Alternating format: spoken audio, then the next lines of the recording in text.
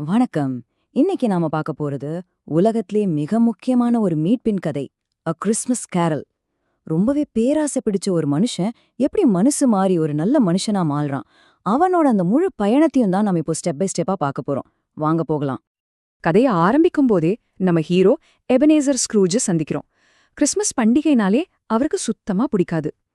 என்ன உளறல், முட்டாள்தனம் அப்படிங்கிற இந்த ஒரு வரியே போதும் அவர் மனசுல எவ்வளோ வெறுப்பும் கசப்பும் இருக்குன்னு தெரிஞ்சுக்க.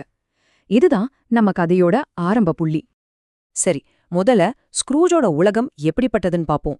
அது ரொம்பவே தனிமையான ஒரு உலகம். மனுஷங்க கூட எந்த உறவும் கிடையாது. பணம்தான் எல்லாமே. அவரோட மனசு மாதிரி அவரோட உலகமும் ஐஸ் மாதிரி உறைஞ்சு போயிருக்கு. ஸ்க்ரூஜ் எப்படிப்பட்ட ஆளுன்னு புரிய வைக்க டிக்கின்ஸோட வார்த்தைகளை விட வேற எதுவுமே தேவையில்ல. இங்க பாருங்களேன். கஞ்சன், இரக்கமில்லாதவன், யாரு கூடயும் சேரமாட்டான், தனிமை விரும்பி, இதெல்லாம் சும்மா வார்த்தைகள் கிடையாது. இதுதான் அவரோட குணத்தோட ஒரு அச்சசலான படம். இப்போதான் கதையோட முக்கியமான பிரச்சனை ஆரம்பிக்குது. ஒரு பக்கம் கிறிஸ்மஸ பணம் கொடுக்கற ஒரு தொல்லையா பாக்குற ஸ்க்ரூஜ், இன்னொரு பக்கம் அத அன்பையும் கொண்டாட்டத்தையும் பகிர்ந்துக்கிற நேரமா பாக்குற அவரோட மருமகன். இந்த ரெண்டு பார்வைகள்ல எது ஜெயிக்க போகுது? கொஞ்சம் யோசிச்சு பாருங்க. தர்மம் கேட்க வந்தவங்க கிட்ட ஸ்க்ரூஜ் என்ன சொல்றாருன்னு. இது அவரோட குணத்தோட இருண்ட பக்கத்தை அப்படியே காட்டுது. இது வெறும் கஞ்சத்தனம் மட்டும் இல்ல, மத்தவங்களோட உயிர் மேல அவருக்கு துளி கூட அக்கறை இல்லைங்கிறத காட்டுது. இந்த மனநிலை தான் மாறணும். இப்ப கதையில ஒரு சூப்பர் நேச்சுரல் ட்விஸ்ட். ஸ்க்ரூஜ் தனியா இருக்கிற அந்த ராத்திரியில அவரோட இறந்து போன பார்ட்னர் ஜேக்கப் மார்லியோட ஆவி வருது. இது ஒரு வார்னிங். ஸ்க்ரூஜோட மனமாற்றத்துக்கான பயணம் இங்கிருந்து தான் ஸ்டார்ட் ஆகுது. மார்லி இழுத்துட்டு வர்ற அந்த சங்கிலிகளை பாருங்க. பணப்பெட்டிகள், பூட்டுகள், கணக்கு வழக்குகள். உயிரோட இருந்தப்ப எதையெல்லாம் அவர் பொக்கிஷமா நினைச்சாரோ அதுவே இப்போ செத்ததுக்கு அப்புறம் அவருக்கு ஒரு பெரிய பாரமா மாறிடுச்சு.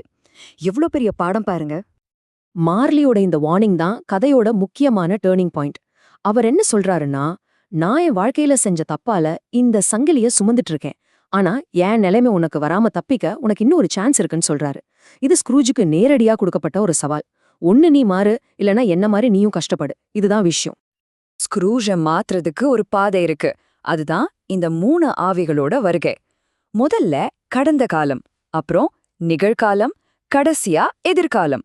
ஒவ்வொரு ஆவியும் அவருக்கு வாழ்க்கையில மறக்க முடியாத ஒரு பாடத்தை சொல்லிக் கொடுக்க போகுது. இந்த 3 ஆவிகளோட விசிட் தான் ஸ்க்ரூஜோட அசல் டெஸ்ட். அவரோட கல் நெஞ்ச உடைச்சு மறுபடியும் மனுஷனுக்குரிய உணர்வுகளை அவருக்குள்ள கொண்டு வர்றதுக்காக உருவாக்கப்பட்ட ஒரு பயணம் அது. பயணம் தொடங்குறது கடந்த காலத்துல இருந்து. அங்க நாம பாக்குறது ஒரு சின்ன பையன், தனியா ஃப்ரெண்ட்ஸ் எல்லாரும் விட்டுட்டு போன ஒரு ஸ்க்ரூஜ். இன்னைக்கு நாம பாக்குற இந்த கரடுமுரடான மனுஷனோட வேர்கள் அந்த தனிமையான குழந்தை பருவத்துல தான் பொறஞ்சு கிடக்கு. ஆனா அவரோட கடந்த காலம் முழுசும் சோகமா இல்ல. இதோ பாருங்க, அவரோட பழைய முதலாளி ஃபெசிவிக் எப்பவும் கொண்டாட்டம், தாராள குணம்னு ரொம்ப ஜாலியான ஆளு. இது ஸ்க்ரூஜுக்கு ஒன்ன ஞாபகப்படுத்துது. அவரும் நினைச்சிருந்தா இப்படி ஒரு சந்தோஷமான வாழ்க்கைய தேர்ந்தெடுத்திருக்கலாம். ஆனா இதுதான் வாழ்க்கையோட திருப்புமுனை. அவரோட காதலி பெல் அன்பை தேர்ந்தெடுக்க சொன்னப்போ ஸ்க்ரூஜ் பணத்தை தேர்ந்தெடுத்தார். ஒரு தங்கச்செல்ல என்னை இடமாற்றம் செஞ்சிடுச்சுன்னு பெல் சொல்ற வார்த்தைகள் அவர் எப்படி அன்பை விட்டுட்டு பேராசைங்கிற பாதையில போனார்னு தெளிவா காட்டுது. நிகழ்காலத்தோட ஆவி ஸ்க்ரூஜ ஒரு வலிமையான உண்மையோட நேருக்கு நேர் மோத வைக்குது. பாவம், அந்த சின்ன பையன் டைனி டிம் பத்தி பேசும்போது ஆவி என்ன பண்ணுது தெரியுமா? ஸ்க்ரூஜ் முன்னாடி சொன்ன அதே இரக்கமில்லாத வார்த்தைகளையே திருப்பி சொல்லுது. அப்பதான் தன்னோட வார்த்தைகள் எவ்வளவு கொடூரமானதுன்னு ஸ்க்ரூஜ்க்கு உரைக்குது. இப்ப நாம பயணத்தோட ரொம்பவே பயங்கரமான கட்டத்துக்கு வரோம். எதிர்காலத்தோட தரிசனம். அங்க இருக்கிறது ஒரு பேர் கூட இல்லாத கல்லறை. இதுதான் ஸ்க்ரூஜுக்கு கிடைக்கிற கடைசி மற்றும் இறுதி எச்சரிக்கை. செத்துப்போன ஒருத்தரை பத்தி மத்தவங்க எவ்வளவு கேவலமா பேசிக்கிறாங்கன்னு கேளுங்க. யாருக்குமே அவருக்காக ஒரு சொட்டு கண்ணீர் கூட வரல. யாருமே இல்லாத இந்த மலிவான இறுதிச் சடங்கு யாருக்குன்னு ஒரு சஸ்பென்ஸ் மெதுவா உருவாகுது. அந்த பயங்கரமான உண்மையை தெரிஞ்சுக்கிறதுக்கு முன்னாடி ஸ்க்ரூஜ் ரொம்ப பரிதாபமா இந்த கேள்வியை கேக்குறார். இது கண்டிப்பா நடக்குமா, இல்ல இது மாறுறதுக்கு வாய்ப்பு இருக்கா? அதாவது எதிர்காலத்தை மாத்த முடியுமான்னு கடைசி நம்பிக்கையில கேக்குறாரு. கடைசியா அந்த பதில் கிடைக்குது. அந்த கல்லறையில இருந்த பெயர் எபனேசர் ஸ்க்ரூஜ். அந்த ஒரு நிமிஷத்துல அவர் வாழ்ந்த வாழ்க்கையோட மோசமான முடிவு என்னன்னு அவருக்கு புரியுது. அந்த அதிர்ச்சியிலிருந்து தான் ஸ்க்ரூஜோட முழுமையான சரணாகதி வருது. நான் கிறிஸ்மஸ மனசார மதிப்பேன், கடந்த காலத்திலிருந்தும் நிகழ்காலத்திலிருந்தும் எதிர்காலத்திலிருந்தும் பாடம் கத்துக்கிட்டு வாழ்வேன்னு சத்தியம் பண்றாரு. இதுதான் அவரோட மறுபிறவிக்கு முதல் படி. ஸ்க்ரூஜோட சத்தியம் என்னாச்சு? கண்டிப்பா பளிச்சுது. இப்போ கதையோட டோனே மொத்தமா மாறுது. பயத்திலிருந்து சந்தோஷத்துக்கு, இருட்டுல இருந்து வெளிச்சத்துக்கு.